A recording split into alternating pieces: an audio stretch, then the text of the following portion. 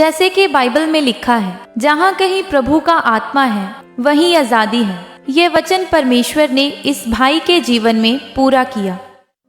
सबको जय मसीह की। मेरा नाम सुशील कुमार है। मैं जम्मू कश्मीर का रहने वाला हूँ।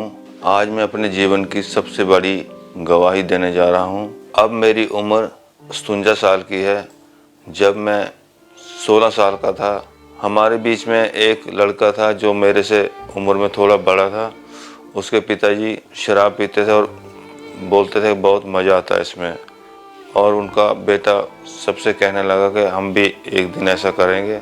जब उसने हमें बताया कि हम थोड़े थोड़े पैसे इकट्ठे करके आज एक बियर की बोतल लाएंगे और सब मिलके पिएंगे, और ऐसा ही हमने किया कि सब ने इकट्ठे होकर के हमने एक एक दो दो रुपया 50 डाल के तो हमने बियर की एक दो बोतल मंगाई और सब हमने 4-5 लड़कों ने पी। जब मैंने पहली बार बियर का नशा किया, थोड़ा झूमने लगे, थोड़ा दिल खुला हो गया, थोड़ा अच्छा लगने लगा। उसके बाद हमने फिर 1-2 दिन छोड़ के रोज़ हम बियर पीने लगे। फिर बियर से नशा पूरा ना होने लगा, फिर हम लोगों ने क्या किया कि हम पैसे इकट्ठे करके तो शराब ही मंगाना शुरू की। हम लोगों ने शराब में थोड़ा अच्छा लगने लगा। जैसे मैं फ़ौज में भर्ती हो गया, सिविल डिफेंस की तरफ से मैं फ़ौज में चला गया, और उसके बाद मुझे सैलरी मिलने लगी। पैसे थोड़े ज़्यादा मिलने की वजह से फिर मैं सिगरेट पीना शुरू कर दिया। चर्च वाले सिगरेट भर भर के पीता था, बीड़ी के बंडल पीने लगा, और उसके बाद मेडिकल नशा। शराब तो इतनी ज़्यादा पीता था मैं कि 3-3 बोतलें दिन में पी जाता था मैं। जब मैं नशा करना शुरू किया, मेरे मम्मी भी आर्मी में सर्विस करती थी, अमृतसर में उनकी ड्यूटी थी, और पापा भी ड्यूटी करते थे, वो डिस्ट्रिक्ट डोडा में थे। तो हम तीनों अलग अलग जगह में थे और हम एक साथ कभी कभी मिलते थे। जब हमने नशा ज़्यादा करना शुरू किया तो उन लोगों को पता इस बात का चल गया कि ये हमारा बेटा बिगड़ता जा रहा है दिन ब दिन। फिर ऐसे ही नौकरी करते करते मेरी उम्र बढ़ती गई, पैसे बढ़ते गए और शराब भी बढ़ने लगी। और फिर घर वालों ने सोचा कि अभी इसकी शादी करवा देते हैं, हो सकता है ये सुधर जाएगा। 1994 में फिर मेरी शादी करवा दी मेरे घर वालों ने। फिर शादी के बाद फिर मैं और भी नशे में ज़्यादा बढ़ गया। दिन की शुरुआत जो मेरी नशे से ही होती थी, रात को ही मैं शराब थोड़ी ज़्यादा लेके चला जाता था, और सुबह उठ से ही मैं पहले शराब पीता था। तो बस ऐसे ऐसे बढ़ते बढ़ते बढ़ते बढ़ते नशे में बहुत ज़्यादा मैं डूब गया था। अगर नशा नहीं मिलता तो मेरा शरीर कांपता था। जितनी तनख्वाह मेरी आती थी और सब नशे में चले जाती थी। घर में बहुत ज़्यादा उसकी वजह से लड़ाइयाँ होने लगी, झगड़े होने लगे। एक दिन में मेरी 3 बोतल शराब की आती थी और 2 सिगरेट की डब्बी आती थी, जो मैं चर्च भर के उसको पीता था, 20 सिगरेट। तो उसके बाद 2 बीड़ी के बंडल, तो और 3 पत्ते आते थे मेरे जो मेडिकल नशे के थे। तो ऐसे करते करते मैं बहुत ज़्यादा नशा लेने शुरू कर दिया। नशे की वजह से मेरी मैरिड लाइफ पर बहुत ज़्यादा प्रभाव पड़ने लगा, क्योंकि मैं नशे में डूबता जा रहा था। झगड़ा, लड़ाइयाँ घर में, माँ बाप से, बीवी से। जब मेरे पास पैसे नहीं होते थे तो मैं बहुत इधर उधर दाएं बाएं कोशिश करता था कि मुझे कहीं ना कहीं से पैसे मिल जाएं। तो जब नहीं मिलते तो फिर मैं अपनी बीवी को बोलता, यार कहीं ना कहीं से तो कर दे, कुछ ना कुछ तो कर, नहीं तो अपने कुछ जेवर बेच दे, मैं आपको वापस दिला दूंगा जेवर, कुछ ना कुछ कर, मेरी नहीं तो जान निकल जाएगी, मैं मर जाऊंगा। तो फिर वो जेवर दे देती निकाल के कि ले जाओ और इसको बेचो, जो भी करना है करो। तो फिर मैं जेवर गिरवी रख के जहाँ बेच करके अपना नशा पूरा करता था। कई बार उन्होंने मुझे 1-2 बार नशा केंद्र में भी डाला के नशे के छूट जाएंगे। 2 नशा केंद्रों में मुझे रखा घर वालों ने। एक जगह रहा मैं कोई 21 दिन, एक जगह रहा मैं 15 दिन। तो फिर तीसरी जगह मुझे लेके गए थे, लेकिन वहाँ फिर मैं रहा नहीं, मैं दवाई लेके वापस आ गया था। लेकिन फिर भी मेरी शराब नहीं छूटी। जब मुझे नशा नहीं मिलता था तब मुझे इतनी तलब, दिल में धड़कन, ऐसे शरीर कांपता था मेरा कि अब करूं तो करूं क्या। कई बार मैं जब ज़्यादा नशा ले जाता था तो रास्ते में कई बार मैं गिर गया। कई बार मेरे रिश्तेदारों ने, अपने सगे रिश्तेदारों ने, मोहल्ले वालों ने देखा, मेरे घर में बताते थे वो वहाँ पर पड़ा है, आपका पति शराबी वहाँ पर पड़ा है, उसको ले आओ। कई बार मैं अपनी ज़िंदगी में ऐसा सोचता था कि मेरे पास सब कुछ है, अच्छी बीवी है, अच्छे बच्चे हैं, अच्छी नौकरी है, अच्छा घर है, गाड़ी है, सब कुछ है मेरे पास। तो मैं कैसी मेरी हालत है, मैं कैसी ज़िंदगी जी रहा हूँ। लेकिन इस शराब की वजह से मैं अपने आप को नहीं कंट्रोल कर पा रहा था और प्रतिदिन मैं ज़्यादा नशों में डूबने लगा। तो ऐसे डूबते डूबते मैं सोचा, मैं सब कुछ बनाया, सब कुछ बना लिया है, दो जगह घर भी बना लिए हैं, कमरे किराए पर दिए हैं, गाड़ी है, नौकरी है, सब कुछ है मेरे पास भी, लेकिन फिर भी मैं एक भिखारियों की जैसे जी रहा हूँ। मैं इस नशे को बहुत एक गंभीर हालत में सोचा मैंने कि मैं किस तरह से इस नशे से मुक्ति पा सकता हूँ। मैंने बहुत बार नशा छोड़ने की कोशिश की, लेकिन ये नशा मेरे से नहीं छूटा जा रहा था।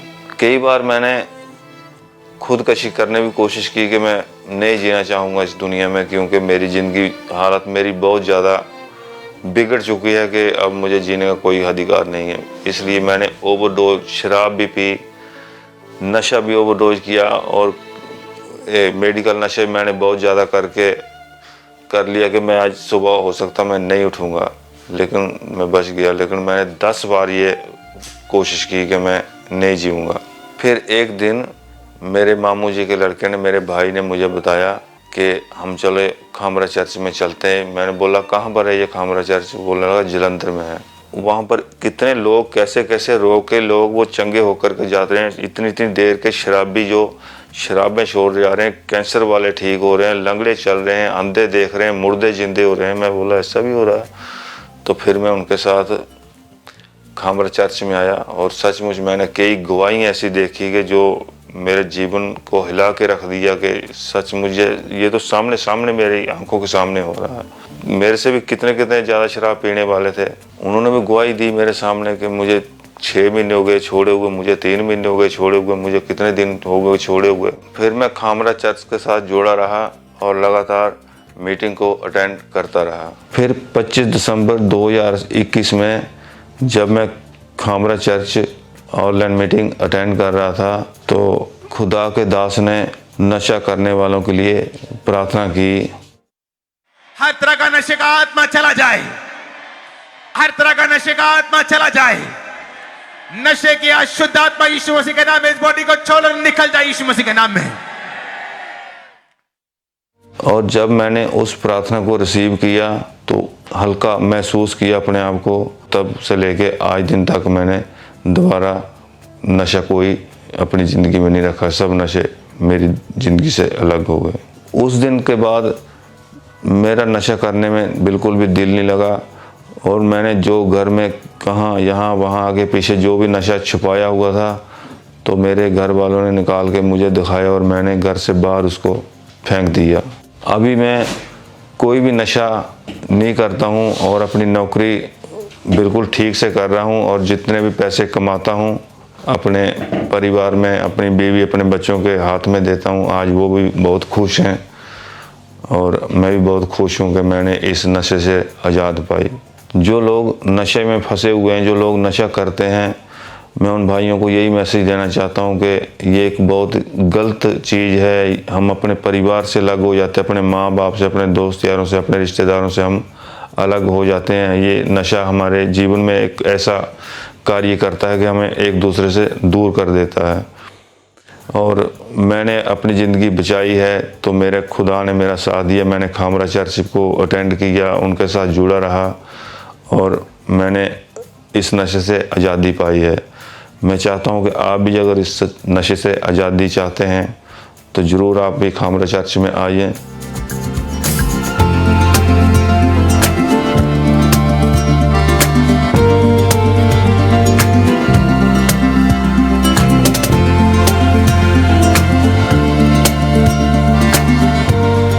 मैं इस छुटकारे के लिए परमेश्वर का धन्यवाद करता हूँ, परमेश्वर के दास का धन्यवाद करता हूँ। सबको जय मसीह की।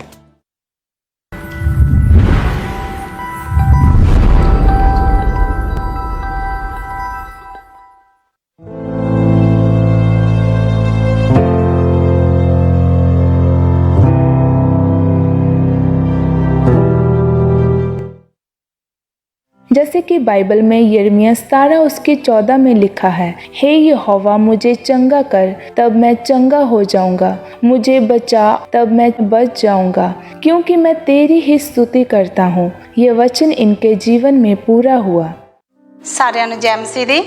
मेरा नाम डिंपल है और मेरे हस्बैंड का नाम विजय है और असी कपूरथला शहर ਦੇ ਰਹਿਣ ਵਾਲੇ ਹਾਂ और ਅੱਜ मैं अपने जीवन की गवाही देन जा रही ਹਾਂ। जून 2009 ਦੇ ਵਿੱਚ मैं घर ਦਾ ਕੰਮ कर रही सी और ਕੰਮ ਕਰਦੇ ਕਰਦੇ मैं दीवार ਤੇ फोटो टंगनी सी और मैं दीवार ਤੇ फोटो टंगन जा रही सी ਤੇ मेरा हथ नहीं सी पहुँच रहा और मैं फोल्डिंग मंजे का सहारा लिया।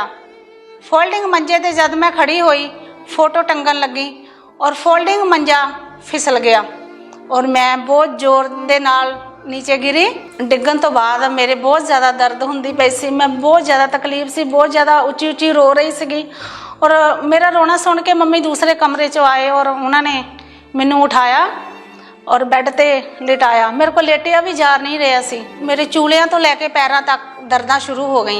जब मेरे हसबैंड शाम नू काम तो आए और मैनू डॉक्टर दे कोल लैके गए और डॉक्टर ने दस्सिया कि ये तुहाडियां जिहड़ियां लत्तां दियां नसां आ ये दबियां गईयां आ, ब्लॉक हो गईयां आ, इसदा कर ਉਹਦੇ ਕਾਰਨ ਇਹ ਦਰਦਾਂ ਸ਼ੁਰੂ ਹੋ ਗਈਆਂ।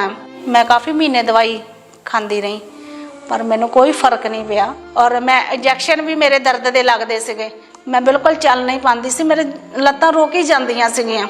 ਇਸ ਦਾ ਕਰਕੇ ਇਹਨਾਂ ਦਾ ਰੋਗ ਜਿਹੜਾ ਜ਼ਿਆਦਾ ਵਧਣਾ ਸ਼ੁਰੂ ਹੋ ਗਿਆ ਸੀਗਾ। ਇਹਦਾ ਕਰਕੇ ਮਤਲਬ ਫਿਰ ਲੱਤਾਂ ਜਿਹੜੀਆਂ ਇਹਨਾਂ ਦੀਆਂ ਨਾ ਜਾਮ ਹੋ ਜਾਂਦੀਆਂ ਹੁੰਦੀਆਂ ਸੀ। ਸਵੇਰ ਨੂੰ ਜਦੋਂ ਉੱਠਣ ਦੇ ਵਿੱਚ ਇਹਨਾਂ ਨੂੰ ਬਹੁਤ ਜ਼ਿਆਦਾ ਮੁਸ਼ਕਲ ਹੁੰਦੀ ਸੀ। ਫਿਰ ਅਸੀਂ ਬਹੁਤ ਜ਼ਿਆਦਾ ਡਾਕਟਰ ਬਦਲਨੇ ਸ਼ੁਰੂ ਕੀਤੇ, ਜਿਸ ਤਰ੍ਹਾਂ ਸਾਨੂੰ ਕਿਸੇ ਨੇ ਜਿੱਥੇ ਵੀ ਦੱਸਣਾ ਅਸੀਂ ਉੱਥੇ ਹੀ ਪਹੁੰਚ ਜਾਂਦੇ ਹੁੰਦੇ ਸੀ ਦਵਾਈ ਲੈਣ ਵਾਸਤੇ ਔਰ ਟ੍ਰੀਟਮੈਂਟ ਕਰਨੀ। ਉਹਨਾਂ ਨੇ 1 ਮਹੀਨਾ 2 ਮਹੀਨੇ ਉਹਨਾਂ ਕੋਲ ਦਵਾਈ ਖਾਣੀ ਪਰ ਕੋਈ ਫਰਕ ਨਹੀਂ ਪੈਂਦਾ ਸੀ ਉਹਨਾਂ ਦੇ ਕੋਲੋਂ। ਫਿਰ ਅਸੀਂ ਮਾਲਸ਼ ਜਿਹੜੇ ਕਰਦੇ ਹੁੰਦੇ ਉਹਨਾਂ ਦੇ ਕੋਲ ਵੀ ਅਸੀਂ ਜਾਂਦੇ ਰਹੇ, ਮਤਲਬ ਉਹ ਜਿੱਦਾਂ ਮਸਾਜ ਕਰਕੇ ਉਹਨਾਂ ਨੇ ਕੋਈ ਪੱਟੀਆਂ ਹੁੰਦੀਆਂ ਵਾ ਲਗਾ ਚਿਪਕਾ ਦਿੰਦੇ ਹੁੰਦੇ, ਜਿੱਦਾਂ ਜਿਸ ਜਗ੍ਹਾ ਤੇ ਜ਼ਿਆਦਾ ਪੇਨ ਹੁੰਦੀ ਸੀ ਉਹਨਾਂ ਨੇ 1 ਹਫ਼ਤੇ ਤੱਕ ਕਹਿਣਾ ਲਗਾ ਕੇ ਰੱਖਣੀ ਆ ਤੇ ਮੈਡੀਸਨ ਨਾਲ ਦੀ ਨਾਲ ਖਾਂਦੇ ਰਹਿਣਾ। ਪਰ ਉਹ ਜਿਸ ਤਰ੍ਹਾਂ ਉਹ ਦਿਨ ਬੀਤਦੇ ਜਾਣੇ ਮਤਲਬ ਉਸ ਜਗ੍ਹਾ ਤੇ ਵੀ ਇੱਦਾਂ ਥੋੜਾ ਗਾਲਾ ਜਿੱਦਾਂ ਪੱਟੀ ਦੇ ਨਾਲ ਪੈ ਜਾਂਦਾ ਹੁੰਦਾ ਸੀਗਾ। ਹੌਲੀ ਹੌਲੀ ਇਸੇ ਤਰ੍ਹਾਂ ਸਾਲ ਬੀਤਦੇ ਗਏ ਔਰ ਇਹ ਰੋਗ ਜਿਹੜਾ ਇਹਨਾਂ ਦਾ ਵੱਧ ਚੁੱਕਾ ਸੀਗਾ। ਰੋਗ ਵਧਣ ਦੇ ਕਾਰਨ ਇਹ ਟੋਟਲੀ ਬੈੱਡ ਤੇ ਜਾ ਚੁੱਕੇ ਸੀਗੇ। ਇਹਨਾਂ ਦਾ ਉੱਠਣਾ ਬੈਠਣਾ ਬਿਲਕੁਲ ਬਹੁਤ ਜ਼ਿਆਦਾ ਮੁਸ਼ਕਲ ਹੋ ਚੁੱਕਿਆ ਸੀਗਾ। ਫਿਰ ਕਿਸੇ ਤਰ੍ਹਾਂ ਕਰਕੇ ਅਸੀਂ ਇਹਨਾਂ ਨੂੰ ਹਸਪੀਟਲ ਲੈ ਕੇ ਗਏ ਔਰ ਹਸਪੀਟਲ ਵਾਲਿਆਂ ਨੇ ਡਿਜੀਟਲ ਐਕਸਰੇ ਕੀਤੇ ਇਹਨਾਂ ਦੇ ਔਰ ਇਹਨਾਂ ਨੂੰ ਜਦੋਂ ਉਹਨਾਂ ਨੇ ਚੂੜਿਆਂ ਦੇ ਐਕਸਰੇ ਕੀਤੇ ਔਰ ਦੱਸਿਆ ਉਹਨਾਂ ਨੇ ਕਿ ਦੋਵੇਂ ਚੂੜੇ ਜਿਹੜੇ ਇਹਨਾਂ ਦੇ ਬਿਲਕੁਲ ਖਰਾਬ ਹੋ ਚੁੱਕੇ ਆ ਔਰ ਗੋਲੇ ਵੀ ਖੁਰ ਚੁੱਕੇ ਆ ਉਹਨਾਂ ਦੇ। ਜ਼ਿਆਦਾ ਮੈਡੀਸਨ ਖਾਣ ਦੇ ਨਾਲ, ਜ਼ਿਆਦਾ ਟ੍ਰੀਟਮੈਂਟ ਕਰਾਉਣ ਦੇ ਨਾਲ ਉਹ ਜ਼ਿਆਦਾ ਪ੍ਰੋਬਲਮ ਵੱਧ ਚੁੱਕੀ ਹੈ ਇਹਨਾਂ ਦੀ। ਔਰ ਡਾਕਟਰ ਨੇ ਫਿਰ ਸਾਨੂੰ ਦੱਸਿਆ ਕਿ ਇਹਨਾਂ ਦੇ ਚੂੜੇ ਜਿਹੜੇ ਆ ਦੋਵੇਂ ਆਪਰੇਟ ਕੀਤੇ ਜਾਣਗੇ ਔਰ ਚੂੜੇ ਨਵੇਂ ਪਾਉਣ ਤੋਂ ਬਾਅਦ ਹੀ ਇਹ ਚੱਲ ਫਿਰ ਸਕਣਗੇ, ਨਹੀਂ ਤਾਂ ਫਿਰ ਇਹ ਇਸੇ ਤਰ੍ਹਾਂ ਹੀ ਬੈੱਡ ਤੇ ਪਏ ਰਹਿਣਗੇ। ਇਸ ਤੋਂ ਇਲਾਵਾ ਕੋਈ ਹੋਰ ਇਲਾਜ ਨਹੀਂ ਹੈਗਾ। ਔਰ ਜਿਸ ਤਰ੍ਹਾਂ ਫਿਰ ਅਸੀਂ ਇੱਕ ਚੂੜੇ ਦਾ ਆਪਰੇਟ ਮਤਲਬ ਪੈਸੇ ਫੜ ਕੇ ਇੱਧਰੋਂ ਉੱਧਰੋਂ ਕੁਝ ਯਾਰਾਂ ਦੋਸਤਾਂ ਕੋਲੋਂ ਰਿਸ਼ਤੇਦਾਰਾਂ ਕੋਲੋਂ ਪੈਸੇ ਲੈ ਕੇ ਅਸੀਂ ਆਪਰੇਟ ਕਰਵਾਇਆ। ਇਹਨਾਂ ਦੇ ਚੂੜੇ ਦਾ ਜਦੋਂ ਆਪਰੇਟ ਕੀਤਾ ਗਿਆ ਔਰ 26 ਟਾਂਕੇ ਡਾਕਟਰਾਂ ਨੇ ਇਹਨਾਂ ਦੇ ਚੂੜੇ ਵਿੱਚ ਲਗਾਏ ਔਰ ਟਾਂਕੇ ਲਗਾਉਣ ਤੋਂ ਬਾਅਦ 10 ਦਿਨ ਸਾਨੂੰ ਉਹਨਾਂ ਨੇ ਹਸਪੀਟਲ ਰੱਖਿਆ। ਉਸ ਤੋਂ 10 ਦਿਨਾਂ ਬਾਅਦ ਸਾਨੂੰ ਉਹਨਾਂ ਨੇ ਘਰ ਭੇਜ ਦਿੱਤਾ, ਛੁੱਟੀ ਦੇ ਦਿੱਤੀ। ਔਰ ਤੀਸਰੇ ਚੌਥੇ ਦਿਨ ਬਾਅਦ ਥੋੜਾ ਛਾਲਾ ਹੋ ਗਿਆ ਇਹਨਾਂ ਦੇ। ਛਾਲਾ ਹੋਣ ਤੋਂ ਬਾਅਦ ਉਹ ਥੋੜਾ ਜਿਹਾ ਪਾਣੀ ਜਿਹਾ ਵਗਣਾ ਸ਼ੁਰੂ ਹੋ ਗਿਆ। ਅਸੀਂ ਥੋੜਾ ਡਰ ਗਏ, ਅਸੀਂ ਡਾਕਟਰ ਦੇ ਕੋਲ ਫਿਰ ਲੈ ਕੇ ਗਏ ਔਰ ਡਾਕਟਰਾਂ ਨੇ ਕਿਹਾ ਕਿ ਡਰਨ ਦੀ ਕੋਈ ਗੱਲ ਨਹੀਂ ਹੈਗੀ, ਇਹ ਥੋੜਾ ਪ੍ਰੋਬਲਮ ਪੈ ਜਾਂਦੀ ਹੁੰਦੀ ਆ, ਕੋਈ ਗੱਲ ਨਹੀਂ, ਠੀਕ ਹੋ ਜਾਏਗਾ। ਇਸੇ ਤਰ੍ਹਾਂ ਕਰਦਿਆਂ ਸਾਨੂੰ ਉਹਨਾਂ ਨੇ ਡੇਲੀ ਸੱਦਣਾ ਸ਼ੁਰੂ ਕਰ ਦਿੱਤਾ ਔਰ ਚੀਰਾ ਦੇਣਾ ਸ਼ੁਰੂ ਕਰ ਦਿੱਤਾ। ਚੀਰਾ ਦੇਣ ਦੇ ਨਾਲ ਉਹ ਟ੍ਰੀਟਮੈਂਟ ਦਵਾਈ ਦੀ ਵੀ ਕਰਦੇ ਰਹੇ ਔਰ ਦਵਾਈਆਂ ਵੀ ਦਿੰਦੇ ਰਹੇ, ਇੰਜੈਕਸ਼ਨ ਵੀ ਦਿੰਦੇ ਰਹੇ ਕਿ ਜੋ ਜਿਹੜੀ ਪੱਸ ਪਈ ਆ ਇਹ ਇੱਦਾਂ ਦਵਾਈਆਂ ਦੇ ਨਾਲ ਠੀਕ ਹੋ ਜਾਏਗੀ, ਪਰ ਉਹਦੇ ਨਾਲ ਵੀ ਕੋਈ ਫਰਕ ਨਹੀਂ ਪੈਂਦਾ ਸੀ। ਫਿਰ ਉਹਨਾਂ ਨੇ 8 ਮਹੀਨੇ ਸਾਡੇ ਇੱਦਾਂ ਹੀ ਨਿਗਾਹਤੇ। 8 ਮਹੀਨਿਆਂ ਦੇ ਬਾਅਦ ਫਿਰ ਡਾਕਟਰ ਸਾਨੂੰ ਕਹਿਣ ਲੱਗੇ ਕਿ ਉਹ ਜਿਹੜਾ ਚੂੜਾ ਖਰਾਬ ਹੋ ਚੁੱਕਿਆ ਵਾ ਉਸ ਨੂੰ ਪੱਸ ਲੱਗ ਚੁੱਕੀ ਆ, ਉਹ ਚੂੜਾ ਕੱਢਣਾ ਪਏਗਾ। ਔਰ ਫਿਰ ਉਹਨਾਂ ਨੇ ਉਹ ਚੂੜੇ ਦਾ ਆਪਰੇਟ ਕਰਕੇ ਉਹ ਚੂੜਾ ਕੱਢ ਦਿੱਤਾ ਔਰ ਉਹ ਚੂੜਾ ਕਹਿੰਦੇ ਹੀ ਮਤਲਬ ਅਸੀਂ ਦੁਬਾਰਾ ਨਵਾਂ ਉਦੋਂ ਪਾਵਾਂਗੇ ਜਿੰਨੀ ਦੇਰ ਤੱਕ ਇਹ ਇਨਫੈਕਸ਼ਨ ਖਤਮ ਨਹੀਂ ਹੋਏਗੀ। ਚੂੜਾ ਕੱਢਣ ਤੋਂ ਬਾਅਦ ਫਿਰ ਡਾਕਟਰ ਇਹਨਾਂ ਦਾ ਲਗਾਤਾਰ ਟ੍ਰੀਟਮੈਂਟ ਕਰਦੇ ਰਹੇ ਔਰ ਅਸੀਂ ਵੀ ਜਿਸ ਤਰ੍ਹਾਂ ਉਹ ਦੱਸਦੇ ਸੀ ਦਵਾਈਆਂ ਲੈ ਕੇ ਆਉਂਦੇ ਰਹੇ। ਉੱਥੋਂ 15 ਦਿਨ ਬਾਅਦ, 20 ਦਿਨ ਬਾਅਦ, ਮਹੀਨੇ ਬਾਅਦ ਜਿੱਦਾਂ ਉਹ ਸਾਨੂੰ ਕਹਿੰਦੇ ਸੀ ਦਵਾਈਆਂ ਔਖੇ ਸੌਖੇ ਹੋ ਕੇ ਅਸੀਂ ਆਪਣਾ ਟਾਈਮ ਪਾਸ ਕਰਦੇ ਰਹੇ। ਚੂੜਾ ਕੱਢਣ ਤੋਂ ਬਾਅਦ ਇਹਨਾਂ ਦੀ ਲੱਤ ਦੇ ਵਿੱਚ ਕਾਫੀ ਫਰਕ ਪੈ ਚੁੱਕਿਆ ਸੀਗਾ। ਲੱਤ ਉੱਚੀ ਨੀਵੀਂ ਹੋ ਚੁੱਕੀ ਇਹਨਾਂ ਦੀ। ਇਹਨਾਂ ਦਾ weight ਵੀ ਬੈੱਡ ਤੇ ਬੈਣ ਦੇ ਨਾਲ ਜ਼ਿਆਦਾ ਵੱਧ ਚੁੱਕਿਆ ਸੀਗਾ ਕਿਉਂਕਿ 3 ਸਾਲ ਮੰਜੇ ਦੇ ਉੱਤੇ ਰਹਿਣ ਦੇ ਨਾਲ weight ਜ਼ਿਆਦਾ ਵੱਧ ਗਿਆ ਸੀਗਾ ਔਰ weight ਵਧਣ ਦੇ ਨਾਲ ਫਿਰ ਡਾਕਟਰ ਸਾਨੂੰ ਕਹਿੰਦੇ ਕਿ ਤੁਸੀਂ ਇੱਕ ਸਟੈਂਡ ਸ਼ਿਕੰਜਾ ਆਉਂਦਾ ਵਾ, ਉਹਦੇ ਨਾਲ ਜੇ ਕੁਝ ਥੋੜਾ ਬਹੁਤਾ ਤੁਹਾਨੂੰ ਲੱਗਦਾ ਕਿ ਤੁਰ ਸਕਦੇ ਹੋ ਤੁਸੀਂ ਉਹ ਨਵਾਂ ਲੈ ਲਓ ਨਾਲ। ਫਿਰ ਅਸੀਂ ਉਹ ਵੀ ਸ਼ਿਕੰਜਾ ਵੀ ਉੱਥੋਂ ਲਿਆ ਹਸਪੀਟਲੋਂ ਪਰ ਉਹਦੇ ਨਾਲ ਵੀ ਕੋਈ ਫਰਕ ਨਹੀਂ, ਕਿਉਂਕਿ ਲੱਤ ਜਿਹੜੀ ਬਿਲਕੁਲ ਥੱਲੇ ਨਹੀਂ ਲੱਗਦੀ। ਔਰ ਫਿਰ ਜਦੋਂ ਉਹਨਾਂ ਨੇ ਟ੍ਰੀਟਮੈਂਟ ਆਪਣਾ 1 ਸਾਲ ਤੱਕ ਕੀਤਾ ਕਿ ਇਨਫੈਕਸ਼ਨ ਖਤਮ ਹੋ ਚੁੱਕੀ ਆ। ਇਨਫੈਕਸ਼ਨ ਖਤਮ ਹੋਣ ਤੋਂ ਬਾਅਦ ਫਿਰ ਡਾਕਟਰਾਂ ਨੇ ਸਾਨੂੰ ਕਿਹਾ ਕਿ ਇਹਨਾਂ ਦੇ ਚੂਲਾ ਦੁਬਾਰਾ ਨਵਾਂ ਪਾਇਆ ਜਾ ਸਕਦਾ ਵਾ। ਅਸੀਂ ਫਿਰ ਬੜੇ ਪਰੇਸ਼ਾਨ ਸੀਗੇ ਕਿ ਹੁਣ ਪੈਸਿਆਂ ਦਾ ਇੰਤਜ਼ਾਮ ਕਿੱਦਾਂ ਹੋਊਗਾ, ਤੇ ਇਦਾਂ ਹੀ ਫਿਰ ਫੜ ਫੁੜ ਕੇ ਅਸੀਂ ਇੱਧਰ ਉੱਧਰੋਂ ਕਰਜ਼ਾ ਕੁਰਜ਼ਾ ਚੱਕ ਕੇ ਇਹ ਚੂਲਾ ਫਿਰ ਅਸੀਂ ਕਿਹਾ ਵੀ ਚਲੋ ਠੀਕ ਆ, ਤੁਸੀਂ ਬਦਲ ਦਿਓ। ਔਰ ਫਿਰ ਉਹਨਾਂ ਨੇ ਆਪਰੇਟ ਕੀਤਾ। ਔਰ ਦੂਸਰੀ ਵਾਰ ਚੂਲਾ ਪਵਾਉਣ ਤੋਂ ਬਾਅਦ ਡਾਕਟਰਾਂ ਨੇ ਸਾਨੂੰ ਫਿਰ ਕਿਹਾ ਕਿ ਜੋ ਸਟੈਂਡ ਸ਼ਿਕੰਜਾ ਦਿੱਤਾ ਵਾ ਉਹਦੇ ਨਾਲ 8-9 ਮਹੀਨੇ ਤੱਕ ਚੱਲਣਗੇ। ਔਰ ਮੇਰੇ ਸਿਰ ਕਰਜ਼ਾ ਜੋ ਸੀਗਾ 7-8 ਲੱਖ ਰੁਪਈਆ ਮੇਰੇ ਸਿਰ ਕਰਜ਼ਾ ਚੜ੍ਹ ਚੁੱਕਾ ਸੀ, ਔਰ ਟੋਟਲ ਮੇਰਾ 12-13 ਲੱਖ ਰੁਪਈਆ ਲੱਗ ਚੁੱਕਿਆ ਸੀਗਾ। ਔਰ ਇਸ ਦੌਰਾਨ ਸਾਡੇ ਘਰ ਦੀ ਜਿਹੜੀ ਹਾਲਤ ਸੀ ਬਹੁਤ ਜ਼ਿਆਦਾ ਖਰਾਬ ਹੋ ਚੁੱਕੀ ਸੀ। ਮੇਰੇ ਬੱਚਿਆਂ ਦੀ ਪੜ੍ਹਾਈ ਜਿਹੜੀ ਉਹ ਤਾਂ ਟੋਟਲ ਛੁੱਟ ਚੁੱਕੀ ਸੀਗੀ। ਔਰ ਮੇਰਾ ਵੀ ਕੰਮਕਾਰ ਇਦਾਂ ਹੀ ਹੋ ਗਿਆ ਸੀਗਾ, ਮਤਲਬ ਕਦੇ ਕੰਮ ਤੇ ਜਾਣਾ ਔਰ ਕਦੇ ਕੰਮ ਤੇ ਮੇਰੇ ਕੋਲ ਜਾ ਨਹੀਂ ਹੁੰਦਾ ਸੀਗਾ। ਮੈਂ ਡਿਪਰੈਸ਼ਨ ਦੇ ਵਿੱਚ ਜਾ ਚੁੱਕਾ ਸੀਗਾ, ਇੰਨਾ ਕੁ ਪਰੇਸ਼ਾਨ ਹੋ ਚੁੱਕਿਆ ਸੀਗਾ। ਮੈਂ ਇਹ ਸੋਚਦਾ ਰਹਿੰਦਾ ਸੀ ਕਿ ਮੇਰੇ ਘਰ ਦਾ ਬਣੂਗਾ ਕੀ, ਮਤਲਬ ਨਾ ਤਾਂ ਕਰਜ਼ਾ ਮੇਰੇ ਸਿਰੋਂ ਲੱਥ ਰਿਹਾ ਸੀ ਔਰ ਨਾ ਮੇਰੇ ਇੰਨੇ ਪੈਸੇ ਲਾਉਣ ਦੇ ਬਾਵਜੂਦ ਵੀ ਮੇਰੀ ਵਾਈਫ ਠੀਕ ਨਹੀਂ ਹੋਈ। ਜਦੋਂ 2 ਵਾਰ ਮੇਰੇ ਚੂਲੇ ਦਾ ਆਪਰੇਸ਼ਨ ਹੋ ਚੁੱਕਾ ਸੀ, ਫਿਰ ਵੀ ਮੇਰੇ ਹਾਲਾਤ ਉੱਦਾਂ ਦੇ ਸੀ, ਮੈਂ ਬੈੱਡ ਤੇ ਹੀ ਸੀਗੀ। ਮੈਂ ਚੱਲ ਫਿਰ ਨਹੀਂ ਸੀ ਸਕਦੀ, ਕਿਉਂਕਿ ਡਾਕਟਰਾਂ ਨੇ ਕਿਹਾ ਸੀ ਫਿਰ ਵੀ 7-8 ਮਹੀਨੇ ਤੁਸੀਂ ਲੱਤ ਤੇ ਭਾਰ ਨਹੀਂ ਪਾਉਣਾ ਹੈਗਾ, ਸਟੈਂਡ ਦੇ ਨਾਲ ਹੀ ਚੱਲਣਾ ਹੈਗਾ। ਜੋ ਉਹਨਾਂ ਨੇ ਮੈਨੂੰ ਸ਼ਿਕੰਜਾ ਦਿੱਤਾ ਸੀਗਾ, ਸ਼ਿਕੰਜੇ ਦੇ ਸਹਾਰੇ ਦੇ ਨਾਲ ਵੀ ਮੈਂ ਮਤਲਬ ਕਿ ਚੱਲ ਨਹੀਂ ਸੀ ਸਕਦੀ, ਔਰ ਬਿਲਕੁਲ ਵੀ ਮੈਂ 2 ਕਦਮ ਵੀ ਨਹੀਂ ਚੱਲ ਸਕਦੀ ਸੀਗੀ। ਫਿਰ ਵੀ ਮੈਨੂੰ ਬੱਚਿਆਂ ਦਾ ਸਹਾਰਾ ਲੈਣਾ ਪੈਂਦਾ ਸੀ ਜਾਂ ਹਸਬੈਂਡ ਦਾ ਸਹਾਰਾ ਲੈਣਾ ਪੈਂਦਾ ਸੀ। ਅਗਰ ਮੈਂ ਬਾਥਰੂਮ ਟਾਇਲਟ ਜਾਣਾ ਹੁੰਦਾ ਸੀ ਤੇ ਮੈਨੂੰ ਫੜ ਕੇ ਹੀ ਲੈ ਜਾਂਦੇ ਸੀਗੇ। ਫਿਰ ਮੈਨੂੰ ਕੋਈ ਉਮੀਦ ਨਹੀਂ ਸੀਗੀ ਕਿ ਮੈਂ ਚੱਲ ਪਾਉਂਗੀ ਜਾਂ ਨਹੀਂ, ਕਿਉਂਕਿ ਸਾਡੇ ਰਿਸ਼ਤੇਦਾਰ ਵੀ ਕਈ ਕਹਿੰਦੇ ਸੀਗੇ ਕਿ ਤੂੰ ਕਦੀ ਚੱਲ ਨਹੀਂ ਪਾਣਾ, ਕਿਉਂਕਿ ਦੂਜੀ ਵਾਰ ਆਪਰੇਸ਼ਨ ਹੋ ਚੁੱਕਾ ਸੀ, ਦੂਜੀ ਵਾਰ ਚੂਲਾ ਮੇਰਾ ਪੈ ਚੁੱਕਿਆ ਸੀ। ਉਸ ਤੋਂ ਬਾਅਦ ਮੇਰੇ ਮਾਮੇ ਦੀ ਲੜਕੀ ਨੇ ਮੈਨੂੰ ਫੋਨ ਕੀਤਾ ਕਿ ਤੁਸੀਂ ਇੱਕ ਵਾਰੀ ਖਾਂਬਰੇ ਚਰਚ ਵਿੱਚ ਜਾਓ, ਉੱਥੇ ਤੁਸੀਂ ਦੇਖੋਗੇ ਕਿ ਪ੍ਰਭੂ ਕਿੰਨੇ ਵੱਡੇ ਕੰਮ ਕਰਦਾ ਆ। ਕਿੰਨੇ ਲੋਕੀ ਬਿਮਾਰੀਆਂ ਤੋਂ ਹੀਲ ਹੁੰਦੇ ਪਏ ਆ, ਲੰਗੜੇ ਚੱਲਦੇ ਆ, ਜੋ ਵੀਲ ਚੇਅਰ ਤੇ ਆ, ਜੋ ਸਟੈਂਡ ਦੇ ਨਾਲ ਸ਼ਿਕੰਜਿਆਂ ਦੇ ਨਾਲ ਆ, ਉਹ ਹੀਲ ਹੁੰਦੇ ਪਏ ਆ। ਮੈਂ ਸੋਚਿਆ ਕਿ ਲੋਕ ਚੰਗੇ ਹੋ ਰਹੇ ਆ ਤੇ ਮੈਂ ਕਿਉਂ ਨਹੀਂ ਚੰਗੀ ਹੋ ਸਕਦੀ। ਮੈਂ ਚਰਚ ਜਾਊਂਗੀ ਔਰ ਉੱਥੋਂ ਹੀਲ ਹੋ ਕੇ ਆਊਂਗੀ। ਔਰ ਫਿਰ 15 ਮਈ 2022 ਨੂੰ ਮੈਂ ਪਹਿਲੀ ਵਾਰ ਖਾਂਬਰੇ ਚਰਚ ਵਿੱਚ ਆਈ, ਔਰ ਮੈਨੂੰ ਆਟੋ ਵਿੱਚ ਲੈ ਕੇ ਆਏ ਸੀ। ਮੈਂ ਬਿਲਕੁਲ ਚੱਲ ਨਹੀਂ ਸਕਦੀ, ਔਰ ਜਦ ਮੈਂ ਖਾਂਬਰਾ ਚਰਚ ਦੇ ਵਿੱਚ ਪਹੁੰਚੀ, ਮੈਨੂੰ ਵੀਲ ਚੇਅਰ ਤੇ ਬਿਠਾ ਕੇ ਔਰ ਐਮਰਜੈਂਸੀ ਵਾਰਡ ਦੇ ਵਿੱਚ ਬਿਠਾਇਆ ਗਿਆ। ਉਸ ਦਿਨ ਰੱਬ ਦੇ ਦਾਸ ਨੇ ਐਮਰਜੈਂਸੀ ਦੇ ਵਿੱਚ ਬੈਠੇ ਲੋਕਾਂ ਦੇ ਲਈ ਪ੍ਰਾਰਥਨਾ ਕੀਤੀ, ਔਰ मैं अपने लिए रिसीव किया। बीमार चंगे होंगे। इमरजेंसी सेक्शन में उन पे ऑयल लगाओ, अपने ऑयल को निकाल लो, अपनी बॉडी पे लगाओ। और मैं घोषित करता हूं, जो लोग आज मांस फेर के नीचे घोषित करेंगे इन प्रार्थनाओं को, वो बड़े असर को, बड़ी सामर्थ को देखेंगे और रिसीव करेंगे यीशु मसीह के नाम।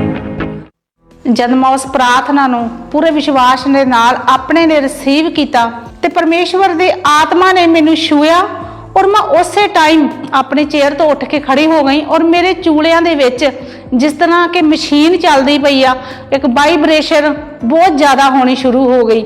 ਔਰ ਮੈਂ ਮਹਿਸੂਸ ਕੀਤਾ ਕਿ ਮੇਰੇ ਲੱਤ ਤੇ ਭਾਰ ਪੈ ਰਿਹਾ ਆ, ਮੈਨੂੰ ਕੋਈ ਸਹਾਰੇ ਦੀ ਜ਼ਰੂਰਤ ਨਹੀਂ ਆ। ਔਰ ਮੈਂ ਚੱਲਣਾ ਸ਼ੁਰੂ ਕੀਤਾ, ਔਰ ਜਦ ਮੈਂ ਦੇਖਿਆ ਕਿ ਮੈਂ ਬਿਲਕੁਲ ਠੀਕ ਚੱਲ ਪੈ ਰਹੀ ਹਾਂ, ਮੈਨੂੰ ਕੋਈ ਵੀ ਸਹਾਰੇ ਦੀ ਜ਼ਰੂਰਤ ਨਹੀਂ ਆ, ਔਰ मैं उसे टाइम ही आगे गई और मैं अपनी गवाही दी।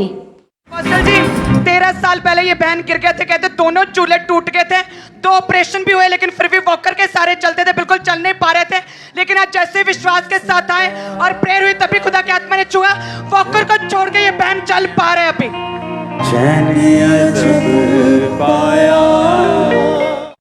उस दिन तो बाद मैं बिल्कुल ठीक हाँ, मैं चल फिर रही हाँ, मैंने कोई तकलीफ नहीं है। और 2 बार मेरे खब्बे चूले का ऑपरेशन हो चुका सी, और डॉक्टर कहते सीगे कि अजे भी तू सही तरह 7-8 महीने चल नहीं सकती, स्टैंड दे नाल ही चलना आ।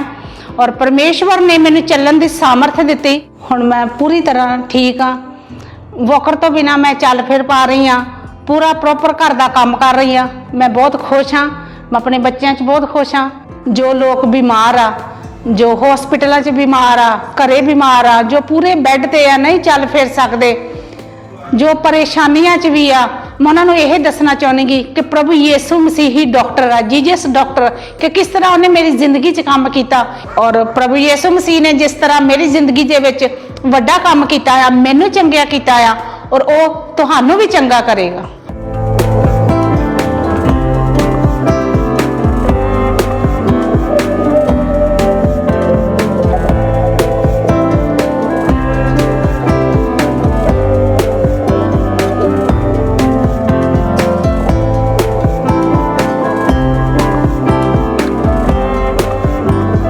इस वड्डी चंगियाई दे लई मैं प्रभु का धन्नवाद करदी हाँ और प्रभु के दास और दासी का भी मैं धन्नवाद करदी हाँ और सारिਆਂ ਨੂੰ जय मसीह दी। तारीफ करें जोर से सदन तालियों के साथ और जोर से आज के दिन के लिए हमारे स्पिरिचुअल फादर के लिए जोर से परमेश्वर की तारीफ करें।